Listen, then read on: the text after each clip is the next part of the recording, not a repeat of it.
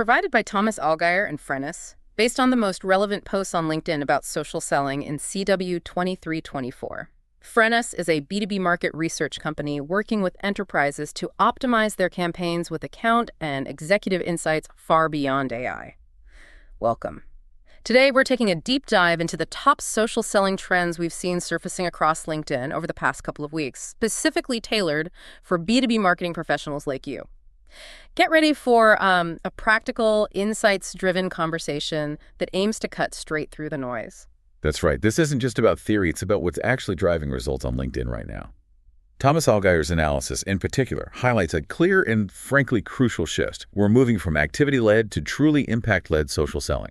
We're here to unpack the most actionable takeaways and maybe some genuinely surprising facts to help you refine your social selling strategy and, truly connect with your audience. Okay, let's unpack this. Our first major theme really drives home the undeniable power of personal branding and influence in social selling. What we're consistently seeing is that sellers who post from their personal profiles, rather than always hiding behind company logos, well, they're seeing truly significant results. Yet what's truly striking here, and Noah Nielsen really hits this point hard, is that fundamental truth. Humans trust humans, not logos. It's so simple, right? Yet often overlooked. Totally. Noah outlines some really compelling reasons for this. Yeah. Think about this. Your staff profiles average, wait for it, 10 times more connections than company pages. Wow, 10 times. 10 times. That's a massive difference in potential reach before you even post anything. That's genuinely staggering. What do you think is the core psychological driver behind that huge difference between personal and company profiles? Well, I think it really boils down to authenticity and trust. Yeah. And beyond just reach, posts from individuals also earn 8 times more reactions and comments. 8 times. Yep. So you get genuinely higher engagement. And here's the real kicker. Leads that come through employees convert 7 times more often. 7 times? Yeah. Why? Because, 93% of buyers trust friends, compared to only 38% for brand ads. It just makes sense. It's also deeply tied to values. B2B buyers are twice as likely to pick brands that show personal values, and 70% of adults prefer brands that match their beliefs. And it even impacts talent acquisition. 69% of candidates apparently avoid firms with weak reputations. So it's a holistic thing. Noam's final point is critical. Personal branding isn't some fleeting trend. Real human voices are just increasingly essential for cutting through that daily deluge of, frankly, AI-flooded feeds. That human-first approach is certainly resonating. But okay, given how powerful personal profiles are, does this suggest a complete shift away from company pages? Should we just, abandon the company page entirely? No, not at all. Richard Vanderbloom clarifies this really well. Company pages are not dead, but they do require a different, more dynamic strategy.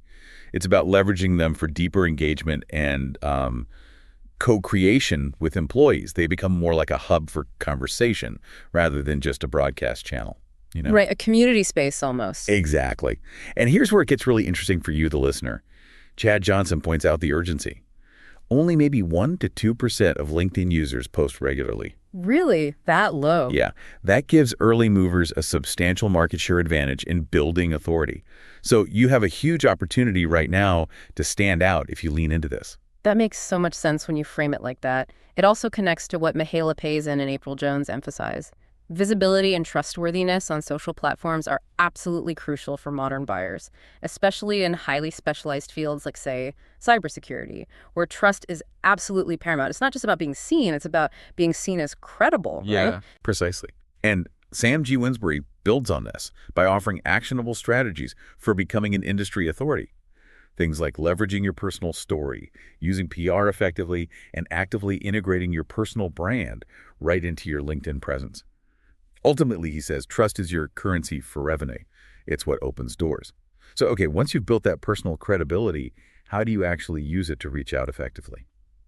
This brings us to the sharp end of the stick, prospecting and outreach tactics. This is where truly effective outreach really differentiates the top performers in social selling. Yeah, and this insight from Christian Kraus immediately grabbed my attention. Ask for interest, not time. He says it can significantly boost your reply rates on LinkedIn. He gives clear examples of what not to do, like, do you have 15 minutes on Friday? Or, if you're interested, let's book a call. Right, those create friction immediately. Exactly. Instead, he suggests things like, have you seen this challenge in your org? Or maybe, happy to send a video walkthrough of my system if you're interested. The goal isn't to book an immediate meeting, but to optimize for a genuine response. It's about making it easy for the prospect to say yes to just a small next step. It's all about reducing that initial barrier. Exactly.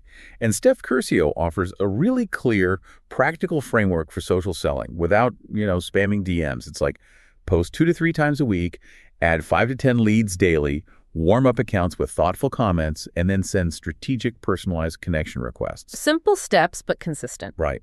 And interestingly, Steph mentioned a client, Nicola, who even skipped the account warm-up phase in a very specific niche, and it still worked for them. Yeah. That tells you that, understanding your audience deeply is always key to adjusting the framework. Right. Consistency and knowing your audience. Marshall Friday drives this home, too. He basically states that commenting is social selling, not just posting about what you sell. He shared how his name appeared over 200 times in 1 week just from commenting on other people's stuff. Wow.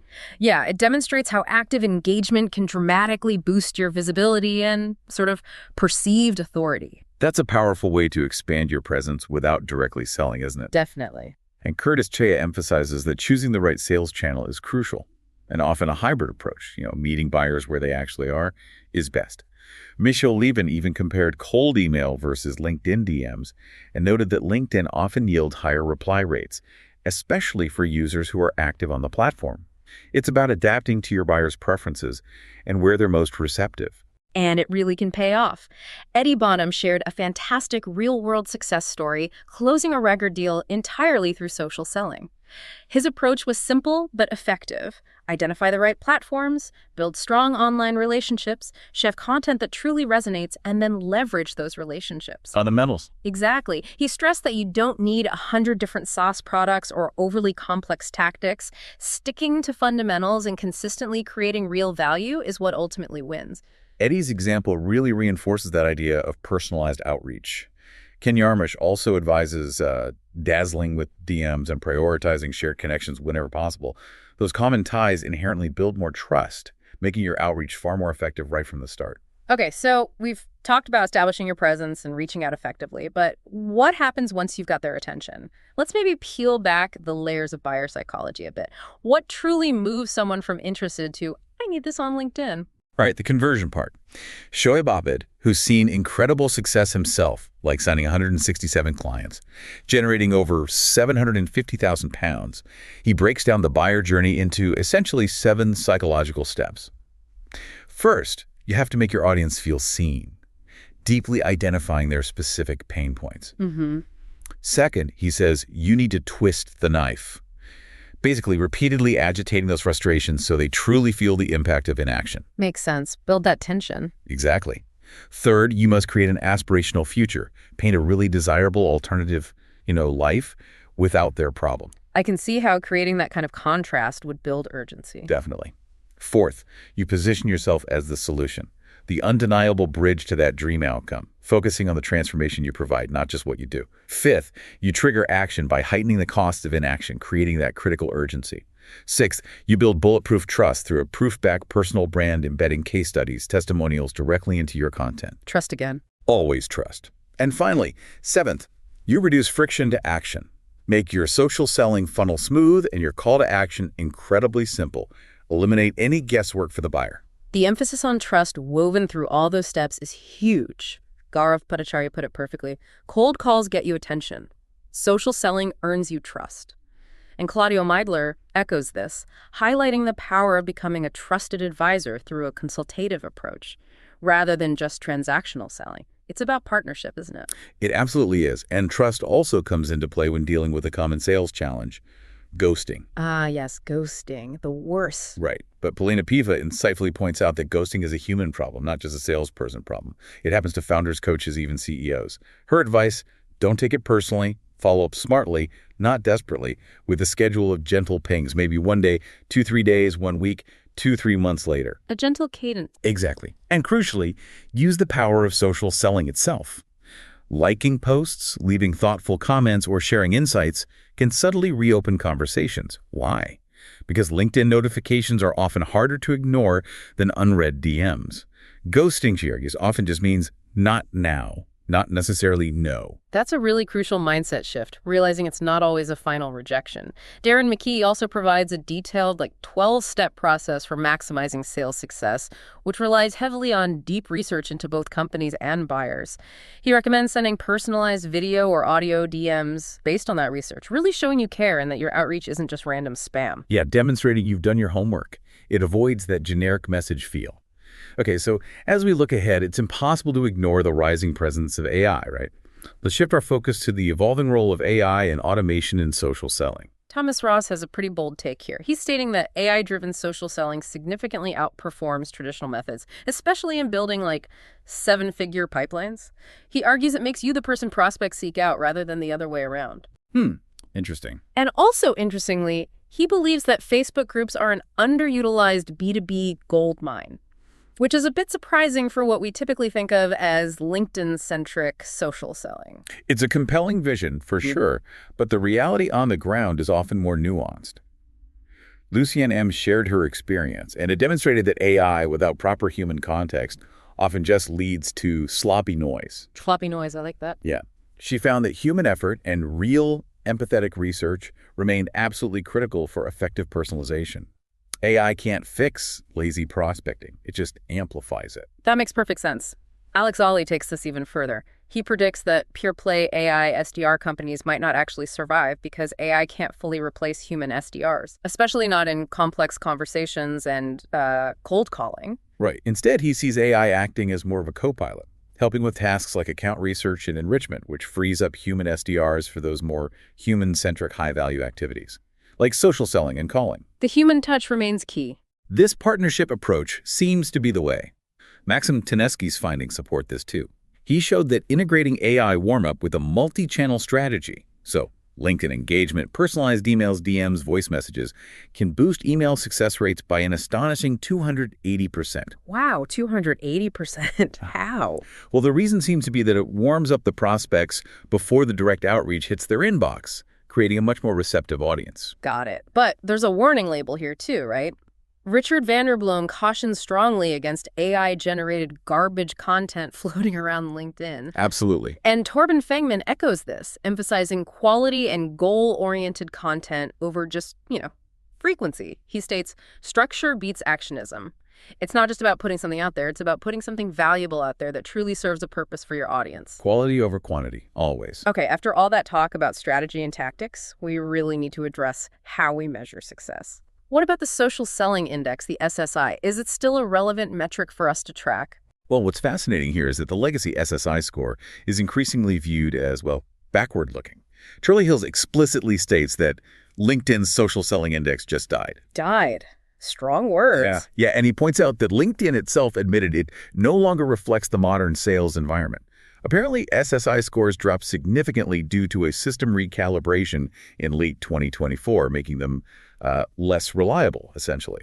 So if the SSI is, out, what's in, what is LinkedIn rewarding now? What should we be focusing on instead? Good question. According to Charlie Hills, LinkedIn is now rewarding things like AI-surfaced leads that show buyer intent using tools like Lead IQ and Account IQ. Also, personalized in-mails via Message Assist. Real-time alerts and relationship maps are also getting more important. The algorithm now seems to reward industry insights that spark genuine discussion, meaningful conversations and comments, first-degree engagement, and authentic problem-solving posts. So it's about genuine interaction. Exactly. Quality truly equals reach now. Jesus Serrano, who tracked SSI for over a year, saw it as maybe a signal, but cautioned against obsessing over it. He noted that great content, purpose, and consistency still win. And Mihaila Radu and Oksana Zakharchuk also saw positive SSI shifts, but it was through consistent, strategic commenting and posting. It shows that direct, quality engagement is highly valued. That's a great distinction, quality over just raw activity. Helena Klaus provided a brilliant example of this. She ran a LinkedIn poll that had very low likes, but generated 334 votes and over 5,500 impressions. This proved to her that surface-level likes are a poor proxy for opportunity creation, and that true value, even if it looks quiet on the surface, often leads directly to warm leads. It really shows you what actually matters for the bottom line. It definitely highlights that engagement metrics need to be viewed critically, beyond just vanity numbers. Dharmesh Damani adds that modern measurement requires a blend of more sophisticated approaches. Things like marketing mix modeling, attribution, and incrementality testing for truly comprehensive insights. It's about moving beyond single, easy-to-track metrics to understand the full, nuanced impact of all your efforts combined. Okay, so to wrap up our core insights, let's focus on the overarching strategies and the importance of thought leadership in this whole evolving landscape. Carlo Buffalini raises a really interesting point here. He suggests that stagnation in growth for B2B software firms is often actually a product problem in disguise. It might be due to misalignment, not just a sales issue. He emphasizes the critical need for tighter feedback loops between go-to-market teams and product roadmap decisions. Your sales team might be struggling because the product stopped evolving or isn't solving the right problems anymore. That ties directly into the importance of thought leadership in gaining market share, doesn't it? Linda Alice suggests that for high-priced B2B solutions, outbound outreach remains mandatory, but it shouldn't be cold. It requires a profile that consistently builds trust and content that addresses problems before they're even spoken aloud by the prospect. Anticipating needs. Exactly. Yeah. And Gaurav Bhattacharya reinforces this, stating that 61% of decision-makers say useful, visible content closes deals faster than just product pitches alone.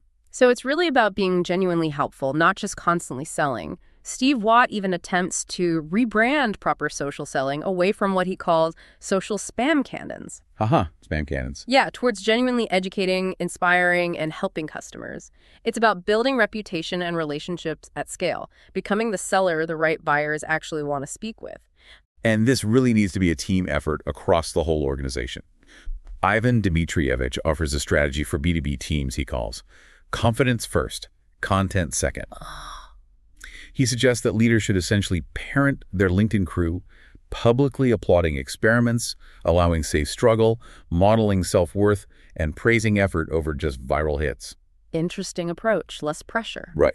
This approach helps prevent burnout and boosts consistency, which is absolutely crucial for long-term engagement and impact. Which brings us back kind of full circle to Chad Johnson's belief that now is the time to get into LinkedIn seriously. With only that small percentage of users posting regularly, there's still a significant first-mover advantage for building authority. Christian Kraus pointed to Deal as an excellent example of a company with an effective social selling strategy on LinkedIn, really leveraging employee advocacy for viral reach through their team. Ultimately, I think these insights signal broader strategic shifts. Claudia Gomez-Lamas highlights that customer retention is now clearly beating acquisition for long-term B2B growth. You get increased profits and higher customer lifetime value.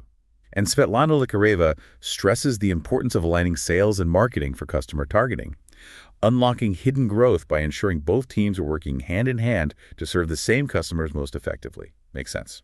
If you enjoyed this deep dive, new episodes drop every 2 weeks. Also check out our other editions on account-based marketing, field marketing, channel marketing, MarTech, go-to-market, and AI in B2B marketing. Thank you for joining us on this deep dive into social selling trends. So given how rapidly the social selling landscape is evolving and all this clear data on what builds trust and drives conversions, here's a thought for you. What's one specific tactic you'll stop doing or maybe start doing differently on LinkedIn this week to ensure you're truly being human first? Don't miss out on more insights. Subscribe to The Deep Dive wherever you listen.